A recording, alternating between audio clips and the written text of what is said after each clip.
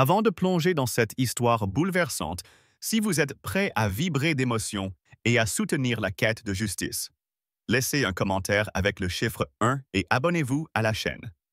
Si vous n'êtes pas convaincu, un simple like nous aidera à continuer. Restez jusqu'à la fin. Une révélation choquante vous attend et votre voix peut faire la différence.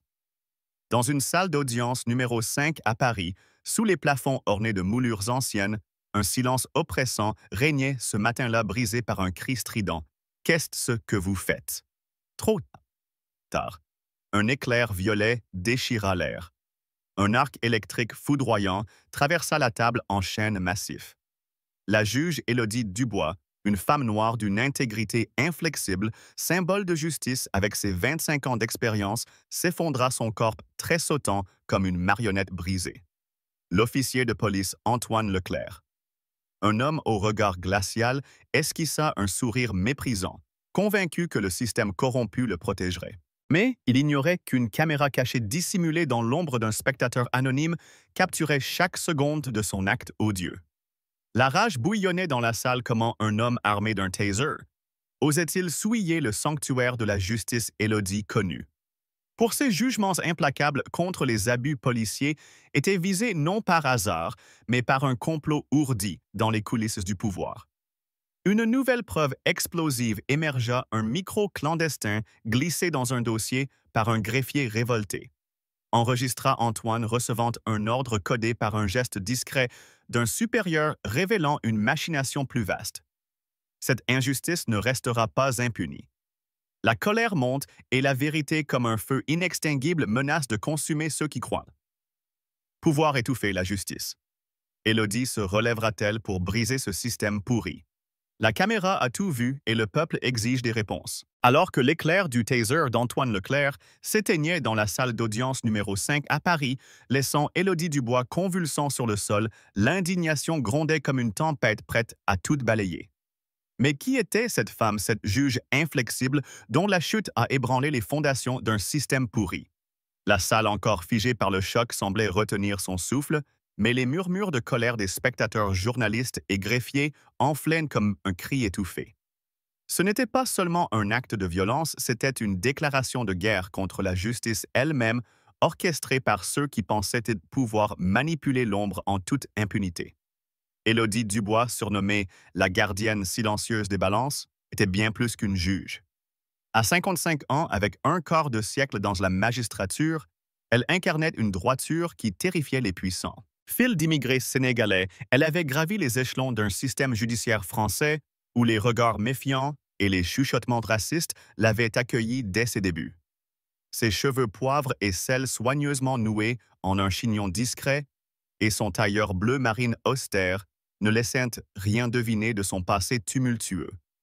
Une enfance dans les quartiers populaires de Clichy où elle apprenait à lire le droit sous une lampe vacillante, défiant ceux qui lui disaient qu'une femme noire n'avait pas sa place dans les palais de justice.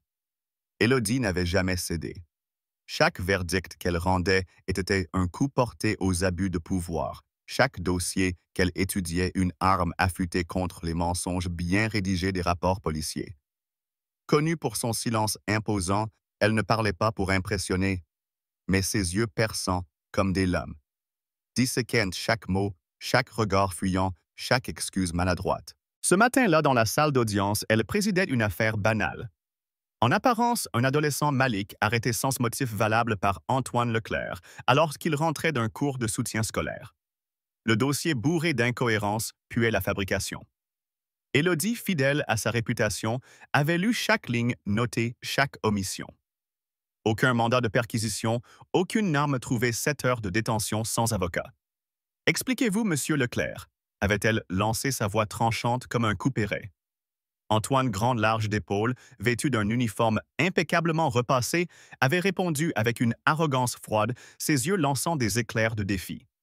Il croyait, comme tant d'autres avant lui, qu'il pouvait défier la juge et s'en tirer indemne. Mais il ignorait qu'Élodie avait déjà vu ce regard des centaines de fois, celui des hommes protégés par un système qui récompensait la loyauté plus que la vérité. Ce que personne n'avait prévu, c'était la profondeur de la conspiration qui se tramait. Une nouvelle révélation plus glaçante encore émergea des ombres. Un carnet glissé anonymement sous la porte d'un greffier détaillait des instructions codées données à Antoine par un supérieur invisible, un certain Pierre Beaumont, surnommé l'ombre des tribunaux. Ce carnet taché d'encre et griffonné à la hâte mentionnait une directive claire. Si elle pousse trop loin, neutralisez-la sans strass. Élodie n'était pas une cible aléatoire. Elle était un obstacle à éliminer pour ceux qui orchestraient les coulisses du pouvoir. Chaque verdict qu'elle rendait contre un policier abusif fragilisait leur emprise, chaque question qu'elle posait menaçait de révéler leurs secrets. La colère montait non seulement chez ceux qui assistaient à l'audience, mais dans les rues où les rumeurs d'un complot commençaient à se répandre comme une traînée de poudre. Élodie n'était pas seulement une juge, elle était une menace pour un système qui prospérait dans l'obscurité. Ses collègues, parfois admiratifs, souvent craintifs, la décrivaient comme une femme qui ne pliait jamais même face aux pressions les plus insidieuses. Des années auparavant, un magistrat haut placé aujourd'hui retiré avait tenté de la reléguer à des affaires civiles insignifiantes espérant briser son influence. Élodie avait résisté archivant chaque menace, chaque note anonyme glissée sous sa porte. Reste à ta place. Elle avait transformé ses intimidations en carburant, forgeant une armure invisible faite de courage et de précision. Ce jour-là, dans la salle d'audience, elle avait vu le regard d'Antoine, cette lueur de supériorité, et elle avait su qu'il n'agissait pas seul. Mais rien ne l'avait préparé à l'éclair du taser, à cette douleur qui l'avait jeté à terre, ni à l'humiliation d'être attaquée dans le sanctuaire qu'elle avait juré de protéger. Pourtant, même au sol, Élodie restait une force indomptable. Alors que son corps tremblait encore sous l'effet du choc électrique, ses yeux à peine entr'ouverts, fixés en Antoine avec une intensité qui semblait crier « Tu ne me briseras pas ». Cette image capturée par la caméra cachée devint un symbole de résistance, un étendard pour ceux qui refusaient de se taire face à l'injustice. La vidéo, bien que censurée par les autorités, circulait en secret allumant une flamme de révolte dans les cœurs des Parisiens. Les hashtags #Justice pour Élodie et #BichPageFight, plus jamais silencieux, envahirent les réseaux sociaux tandis que des manifestants se rassemblaient devant le palais de justice, brandissant des pancartes où l'on pouvait lire « Un taser contre une juge, un taser contre nous tous ». Mais l'histoire ne s'arrête pas là. Une découverte inattendue. Allait tout changer? Une ancienne collègue d'Élodie, une greffière nommée Sophie Lefebvre, brisa son silence en livrant un enregistrement audio clandestin. Cet enregistrement, réalisé à son insu par un micro dissimulé dans la salle des archives, révélait une conversation entre Antoine et un homme mystérieux murmurant des instructions juste avant l'audience. « Si elle pose trop de questions, fais ce qu'il faut », disait la voix. Ce nouvel élément combiné à la vidéo transforma l'incident en une affaire d'État, exposant un réseau de corruption bien plus vaste que quiconque aurait pu imaginer. La rage du public alimentée par ces révélations devenait une tempête impossible à contenir. Élodie, toujours hospitalisée, rédigeait déjà une déclaration depuis son lit, prête à reprendre le combat. Le système croyait l'avoir brisée, mais il avait sous-estimé une femme dont le silence était plus puissant que leurs armes. Si cette histoire d'injustice et de courage vous révolte, laissez un commentaire avec le chiffre 2 et partagez-la pour que la vérité ne soit jamais étouffée. Abonnez-vous pour découvrir la suite qui est Pierre Beaumont et comment Élodie contre-attaquera-t-elle depuis son lit d'hôpital. Ne manquez pas le prochain épisode où une trahison inattendue fera trembler les puissants. Votre voix compte, faites-la entendre, alors que la tempête de rage enflammait les rues de Paris après l'attaque brutale contre la juge Élodie Dubois. Un silence plus lourd encore pesait dans les couloirs du palais de justice. L'éclair du taser d'Antoine Leclerc avait non seulement frappé une femme, mais défié l'essence même de la loi. Pourtant, ce n'était que le début d'un affrontement bien plus vaste où la justice elle-même était mise à l'épreuve face à un système gangrené par la corruption. Dans l'ombre, des forces invisibles s'activaient pour étouffer la vérité, mais la détermination d'Élodie et de ceux qui refusaient de plier allait faire trembler les fondations de ce pouvoir occulte. Le conflit central prenait racine dans une salle d'audience où Élodie, fidèle à sa réputation de gardienne silencieuse des balances, disséquait un dossier accablant. Malik, un adolescent de 17 ans, avait été arrêté sans motif valable par Antoine Leclerc, un officier connu pour ses méthodes brutales. Le rapport de police truffé de contradictions prétendait que Malik avait résisté et présenté un comportement menaçant. Pourtant, aucune arme n'avait été trouvée, aucun mandat n'avait été émis, et le jeune homme avait passé 7 heures en détention avant qu'un avocat ne puisse intervenir. Élodie, assise au centre de la salle, son regard acéré fixé sur Antoine, posa une question qui fit frémir l'Assemblée. Monsieur Leclerc, comment justifiez-vous une arrestation sans preuve ni procédure légale? Sa voix calme mais tranchante semblait percer l'armure d'arrogance de l'officier. Antoine, dans son uniforme impeccablement repassé, répondit avec un rictus à peine dissimulé. L'attitude du sujet justifiait une intervention immédiate. La sécurité prime sur les formalités. Chaque mot sointait le mépris, comme s'il défiait Élodie de le pousser plus loin. Ce qui rendait ce moment si explosif, c'était qu'Élodie n'était pas une juge ordinaire. Elle avait passé des décennies à affronter les regards sceptiques, les remarques voilées sur sa couleur de peau et les pressions subtiles pour qu'elle reste à sa place. Mais elle avait appris à transformer chaque insulte en carburant, chaque menace en un défi à relever. Ce jour-là, elle tenait entre ses mains un dossier qui pouvait faire tomber non seulement Antoine, mais aussi ceux qui le protégeaient. Une nouvelle pièce à conviction découverte par hasard dans les archives par une greffière dissidente révéla un détail choquant. Une note manuscrite glissée dans un rapport interne indiquait qu'Antoine avait reçu l'ordre de neutraliser toute résistance dans l'affaire de Malik. La note signée d'un mystérieux PB, les initiales de Pierre Beaumont, l'ombre des tribunaux, suggérait une conspiration orchestrée pour protéger les officiers abusifs. Cette découverte fit monter la colère d'Élodie à un niveau incandescent. Elle leva les yeux vers Antoine et lança « Votre rapport a été modifié après soumission. Qui vous a autorisé à ajouter une mention d'arme inexistante ?» La salle se figea.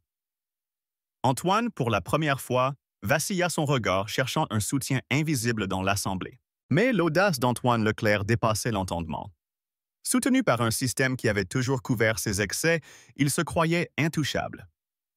Son dossier interne que Claire Moreau, la journaliste tenace, avait exhumé après des nuits d'enquête, révélait une litanie de plaintes pour usage excessif de la force toute classée sans suite. Une rumeur circulait parmi les officiers. Antoine était celui qui ose, un pion utile pour les puissants qui préféraient rester dans l'ombre. Ce jour-là, dans la salle d'audience, il ne se contentait pas de répondre à Élodie. Il la défiait ouvertement, comme pour prouver que la justice n'avait aucun pouvoir sur lui. Lorsqu'Élodie insista pointant du doigt une incohérence dans son témoignage, il se leva brusquement sa main, glissant vers sa ceinture. « Vous voulez clarifier la vérité ?» cracha-t-il, ses yeux brillants d'une rage contenue. Puis, sans avertissement, il dégaina son taser et tira. L'éclair violet frappa Élodie en pleine poitrine, la projetant hors de son siège, son corps s'effondrant dans un silence assourdissant. Un cri perça la salle, celui d'une greffière horrifiée, mais Antoine resta immobile, son sourire narquois intact, comme s'il venait de remporter une victoire. Ce qui rendait cette scène encore plus révoltante, c'était l'audace d'un système qui permettait à un homme comme Antoine de croire qu'il pouvait attaquer une juge en plein tribunal sans conséquence. Mais une surprise inattendue changea la donne, un spectateur anonyme. Un étudiant en droit présent ce jour-là avait activé une application de streaming en direct sur son téléphone, capturant l'attaque sous un angle inédit. Cette vidéo, bien que brouillée par moments, montrait clairement Antoine recevant un signe discret d'un homme dans l'Assemblée. Un hochement de tête de Pierre Beaumont, lui-même assis au dernier rang déguisé en civil. Cette preuve téléchargée sur une plateforme cryptée avant que la police ne puisse intervenir devint une bombe à retardement. La colère publique déjà attisée par l'incident explosa lorsque la vidéo commença à circuler. Les Parisiens indignés descendirent dans les rues scandant « Pas de justice, pas de paix ». Élodie, encore à l'hôpital, devint un symbole de résistance, son nom gravé sur des pancartes brandies par des manifestants de tous horizons. Le système pris de panique tenta de riposter. Une déclaration officielle du ministère de l'Intérieur, lue d'une voix monocorde, qualifia l'incident de « regrettable malentendu » et suspendit Antoine pour enquête interne. Mais cette tentative de minimisation ne fit qu'attiser la fureur. Et là, Claire Moreau, alertée par une source anonyme, découvrit un second enregistrement caché dans un serveur interne de la police où Pierre Beaumont donnait des instructions codées à un groupe d'officiers. Si elle devient un problème, assurez-vous qu'elle ne finisse pas l'audience. Cette révélation transforma l'affaire en un scandale national exposant un réseau de corruption qui manipulait les procès pour protéger les puissants. La rage d'Élodie, même depuis son lit d'hôpital, était palpable. Elle murmura à Julien Rousseau, son allié avocat, qui lui rendait visite. « Ils pensaient m'enterrer. Ils vont apprendre que je suis une graine. » Ces mots prononcés avec une détermination glaciale devinrent le cri de ralliement de ceux qui refusaient de laisser la justice être piétinée. Tandis que les cris de révolte résonnaient dans les rues de Paris alimentés par la vidéo virale de l'attaque contre la juge Élodie Dubois, une guerre souterraine prenait forme dans les ombres du système judiciaire. L'éclair du taser d'Antoine Leclerc n'était pas un acte isolé, mais le symptôme d'une corruption profondément enracinée, orchestrée par des mains invisibles. Alors que la colère publique atteignait son paroxysme, une poignée de justiciers, une juge brisée, une journaliste tenace et un avocat déterminé, s'apprêtaient à défier un monstre bien plus grand que l'officier qui avait appuyé sur la gâchette. Dans les coulisses, les rouages d'un complot se resserraient, mais la vérité comme une flamme inextinguible refusait de s'éteindre. Loin des projecteurs des manifestations, Claire Moreau, la journaliste indépendante, s'enfonçait dans un labyrinthe d'archives et de secrets. Dans un appartement exigu du 18e arrondissement éclairé par la lueur blafarde d'un ordinateur portable, elle examinait un nouvel indice explosif, un courriel crypté envoyé par une source anonyme se faisant appeler « l'ombre silencieuse ». Ce message contenait un fichier audio de 3 minutes enregistré lors d'une réunion secrète dans un bureau discret du siège de la police parisienne. La voix grave et calculée était celle de Pierre Beaumont, l'énigmatique « ombre des tribunaux ». Si Dubois persiste à fouiller, il faudra l'arrêter discrètement mais définitivement, murmurait-il à un groupe d'officiers. Claire sentit son sang bouillir. Ce n'était pas seulement une menace contre Élodie, c'était la preuve d'un système qui, depuis des décennies, manipulait les procès pour protéger ses pions. Chaque mot de cet enregistrement était une gifle à la justice, une insulte à tous ceux qui croyaient encore en l'équité. Dans le même temps, Julien Rousseau, l'avocat fidèle à Élodie, explorait les archives judiciaires du palais de justice, cherchant des traces de cas similaires étouffés.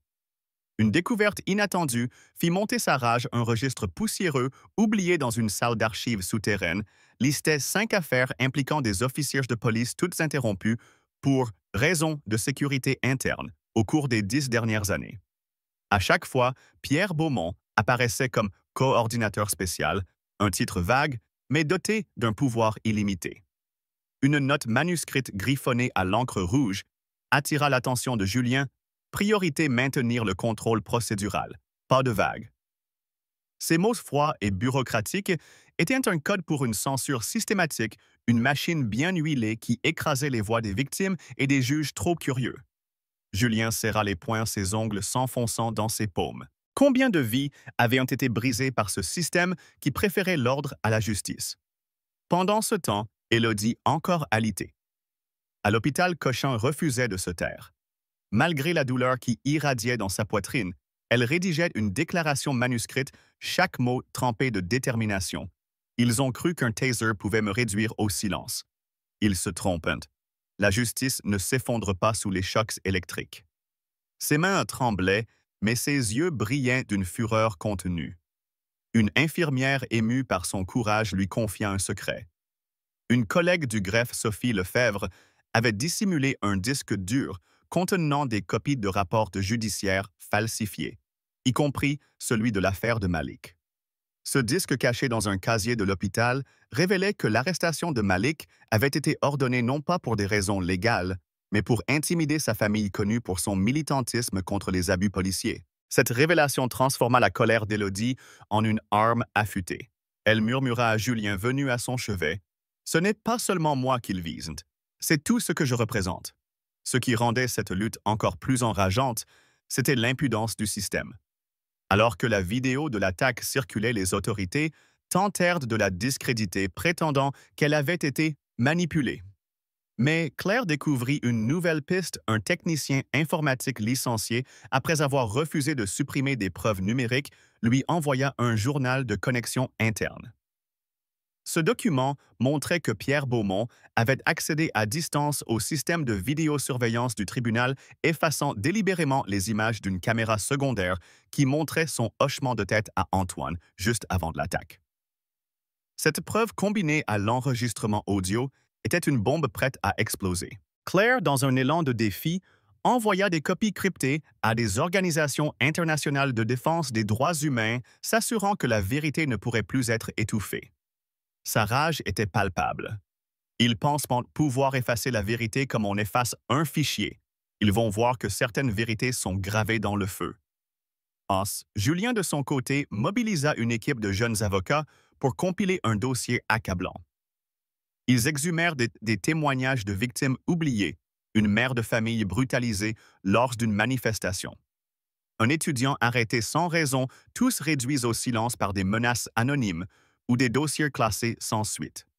Chaque histoire était un cri étouffé, un fragment de l'injustice qu'Élodie combattait depuis des années. Une nouvelle intrigue émergea lorsque Julien reçut un appel anonyme d'un ancien policier, Mathieu Garnier, qui confessa avoir été témoin de réunions où Pierre Beaumont donnait des instructions codées pour stabiliser les audiences. Sensible, Mathieu, rongé par la culpabilité, révéla que l'attaque contre Élodie n'était pas un acte spontané, mais un message « personne ne défie le système impunément ». Cette confession enregistrée secrètement par Julien devint une arme juridique décisive. Dans les rues, la fureur publique atteignait un point de non-retour. Les manifestations s'intensifièrent avec des pancartes dénonçant l'état taseux et des chants réclamant la tête de Pierre Beaumont.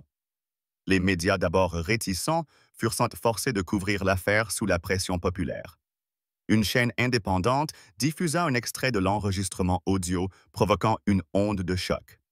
Les Parisiens de Belleville à Montparnasse se rassemblaient unis par une indignation commune. Élodie, depuis son lit d'hôpital, suivait les nouvelles, son cœur battant au rythme de cette révolte.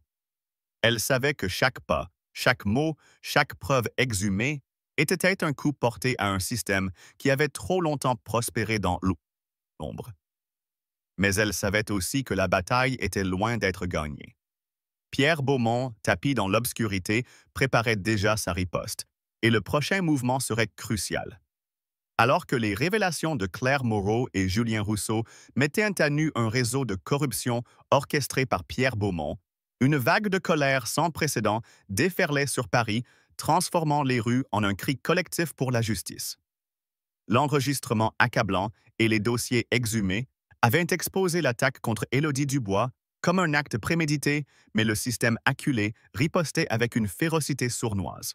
Dans ce bras de fer entre vérité et pouvoir, le point culminant de la lutte approchait, et chaque nouvelle preuve attisait une rage incandescente, prête à tout consumer. La salle d'audience, encore marquée par le choc du taser, devenait le théâtre d'une bataille où la justice elle-même était en jeu. Et les héros de cette révolte, Élodie, Claire, Julien, refusèrent de plier face à l'ombre menaçante d'un système prêt à tout pour survivre. Dans les jours suivant l'attaque, Paris semblait suspendu dans un état de tension électrique. Les écrans des cafés diffusaient en boucle des extraits flous de la vidéo clandestine montrant Antoine Leclerc tirant sur Élodie tandis que les réseaux sociaux s'embrasaient sous les hashtags #Justice pour Élodie et Démasquer Beaumont. Mais ce qui fit basculer l'affaire dans une dimension explosive fut une découverte inattendue.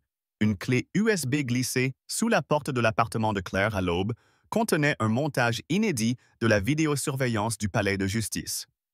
Ce n'était pas une simple répétition de l'attaque, mais un angle jusqu'alors inconnu filmé par une caméra de secours installée dans un couloir adjacent. On y voyait Pierre Beaumont, vêtu d'un costume gris anonyme, chuchoter à un officier subalterne juste avant l'audience. Ses lèvres articulaient clairement « Si elle va trop loin, donnez-lui une leçon ». Cette phrase captée par un logiciel de lecture labiale utilisé par Claire était une bombe. Elle prouvait que l'attaque n'était pas l'acte impulsif d'un officier arrogant, mais un ordre direct émanant du sommet d'une hiérarchie corrompue. La rage de Claire en visionnant cet enregistrement était palpable. Elle fracassa une tasse de café contre le mur jurant de faire tomber ceux qui osaient profaner la justice. Pendant ce temps, Julien, dans les entrailles des archives judiciaires, découvrait un autre élément. Accablant, un registre interne marqué d'un sceau confidentiel listait des interventions tactiques dans des procès sensibles. Une entrée datée du jour de l'attaque mentionnait une neutralisation préventive, ordonnée par Pierre Beaumont pour maintenir l'ordre procédural. Ce jargon bureaucratique masquait une vérité glaçante. Élodie était ciblée parce que ses verdicts menaçaient de démanteler un réseau de protection des officiers véreux.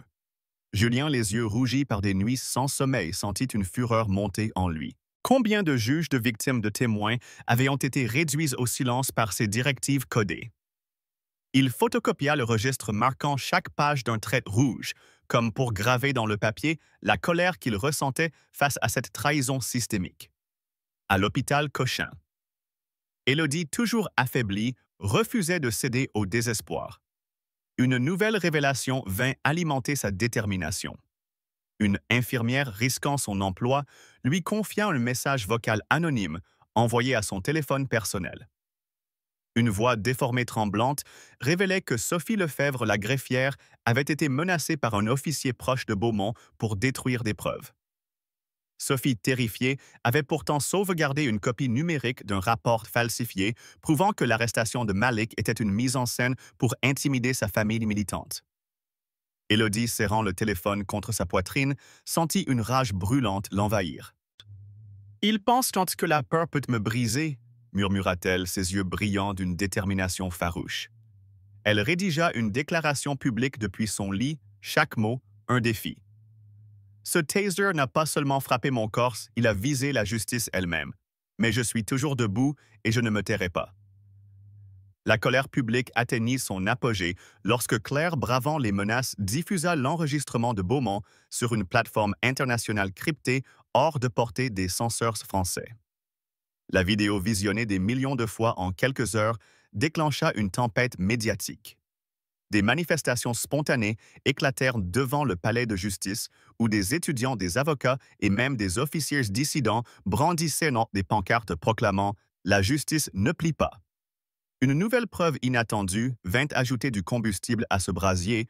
Un ancien collègue d'Antoine, Mathieu Garnier, brisa le silence lors d'une conférence de presse clandestine. Tremblant, mais résolu, il révéla avoir entendu Beaumont donner des instructions codées à un groupe d'officiers, dont Antoine lors d'une réunion secrète. « Dubois est une menace. Si elle parle trop, agissez. » Mathieu, les larmes aux yeux, confessa sa honte d'avoir gardé le silence trop longtemps. Sa voix brisée par l'émotion devint un cri de ralliement pour ceux qui refusèrent de se soumettre. Le système acculé tenta de riposter avec une déclaration officielle lénifiante, qualifiant l'incident de « regrettable erreur individuelle ». Mais cette tentative de minimisation ne fit qu'attiser la fureur. Julien, armé des preuves accumulées, déposa une plainte fédérale exigeant une enquête sur Pierre Beaumont et son réseau. Une révélation choquante émergea alors. Un ancien juge, aujourd'hui retiré, confia à Julien un carnet personnel où il notait des pressions exercées par Beaumont pour manipuler des verdicts. Ce carnet datant de 15 ans mentionnait Élodie comme une cible à surveiller dès ses débuts en raison de son refus de plier face aux ordres implicites. Cette découverte transforma la lutte en une croisade personnelle pour Élodie qui, depuis son lit d'hôpital, murmura à Julien: « Ils ont cru que j'étais seul. Ils vont découvrir que la justice a des milliers de voix. » La tension monta encore lorsque Claire reçut une menace anonyme, une note glissée sous sa porte écrite en lettres découpées, avertissant « Publiez encore et tu ne verras pas demain. » Mais Claire, galvanisée par la rage, refusa de céder. Elle sécurisa les preuves sur des serveurs étrangers, jurant que la vérité survivrait, même si elle devait en payer le prix. Dans les rues, la colère des Parisiens se transformait en une force irrépressible, un raz-de-marée prêt à balayer les murs de silence érigés par des décennies de corruption. Élodie, Claire et Julien, unis par une fureur partagée, savaient que la bataille ne faisait que commencer.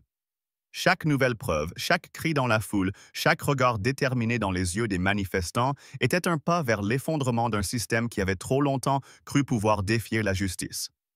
Alors que la fureur des Parisiens transformait les rues en un champ de bataille pour la justice, L'écho de l'attaque contre Élodie Dubois résonnait comme un cri de guerre contre un système corrompu. Les preuves accablantes, vidéos, enregistrements, témoignages dévoilés par Claire Moreau et Julien Rousseau avaient mis à nu l'emprise de Pierre Beaumont, l'ombre des tribunaux. Mais la lutte pour la vérité entrait dans une phase décisive où chaque pas vers la lumière risquait de déclencher une riposte plus vicieuse encore. Dans les couloirs feutrés du palais de justice et les ruelles sombres de Paris, une bataille acharnée se déroulait portée par une juge indomptable, une journaliste intrépide et un avocat prêt à tout sacrifier pour que la justice triomphe. Enfin, la quête de justice prit une tournure explosive lorsque Élodie, encore convalescente à l'hôpital Cochin, reçut une enveloppe anonyme glissée sous sa porte par un coursier masqué. À l'intérieur, une clé USB marquée d'un simple mot « Vérité ». Le contenu était stupéfiant, un enregistrement vidéo non censuré montrant une réunion secrète dans un bureau souterrain du siège de la police parisienne. Pierre Beaumont, silhouette froide et calculatrice, y apparaissait ordonnant à un groupe d'officiers, dont Antoine Leclerc, de neutraliser toute menace judiciaire qui compromettrait la réputation de la police.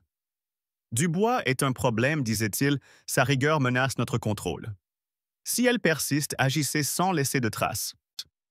Ces mots prononcés avec une assurance glaçante firent bouillir le sang d'Élodie. Elle serra la clé USB dans sa main tremblante, sa colère transcendant la douleur physique. Ils ont cru qu'un taser suffirait à me faire taire, murmura-t-elle à Julien venu à son chevet. Ils vont découvrir que la justice ne s'effondre pas sous la peur. Pendant ce temps, Claire Moreau, barricadée dans un appartement sécurisé à Belleville, poursuivait son enquête avec une fureur implacable. Une nouvelle piste aussi inattendue qu'effrayante émergea lorsqu'un ancien technicien de la police licencié pour avoir dénoncé des manipulations de données lui transmit un journal numérique interne. Ce document révélait que Pierre Beaumont avait accès à un système de surveillance avancé capable de pirater les caméras du palais de justice en temps réel. Une ligne codée découverte dans le journal montrait qu'il avait désactivé une caméra clé juste avant l'attaque d'Antoine, garantissant qu'aucune preuve officielle ne subsisterait. Mais ce que Beaumont ignorait, c'était qu'un employé subalterne, révolté par cette injustice, avait sauvegardé une copie de secours sur un serveur externe. Cette découverte fit rugir Claire de rage. Ils jouent avec la vérité comme s'il s'agissait d'un jeu d'échecs, mais cette fois, nous avons l'échiquier. Elle transmit immédiatement la preuve à Julien, qui prépara une requête fédérale pour ouvrir une enquête criminelle contre Beaumont. Julien, quant à lui, plongea dans les méandres des archives judiciaires où il découvrit un élément qui fit monter sa colère à un niveau incandescent. Un rapport interne datant de 5 ans mentionnait une série de mesures préventives ordonnées par Beaumont pour stabiliser des procès sensibles. Parmi ces mesures, une note codée autorisait l'usage de moyens non létaux pour intimider les juges récalcitrants. Ce document signé de l'initiale PB reliait directement Beaumont à l'attaque contre Élodie. Julien, les poings serrés, comprit que ce n'était pas seulement Antoine qu'il fallait faire tomber, mais tout un réseau qui manipulait la justice comme une marionnette. Une révélation inattendue vint encore attiser la tension. Une ancienne collègue d'Élodie, une juge à la retraite nommée Marianne Dubois, sans lien de parenté, confia à Julien un carnet secret. Ce carnet tenu pendant des années détaillait des pressions exercées par Beaumont sur des juges pour qu'ils modifient leur verdict. Une entrée datée de l'époque où Élodie débutait notait « Dubois refuse de plier. Risque élevé. Surveillance renforcée ». Cette preuve transformait l'affaire en un scandale national, exposant un système qui ciblait Élodie depuis des décennies. Dans les rues, la fureur publique atteignait des sommets. Des manifestations massives réunissant étudiants, avocats et citoyens ordinaires envahissaient la place du Châtelet, brandissant des pancartes où l'on lisait « Un taser contre Élodie, un taser contre la France ». Une nouvelle étincelle enflamma la révolte lorsque Mathieu Garnier, l'ancien officier, diffusa une vidéoconfession sur une plateforme indépendante.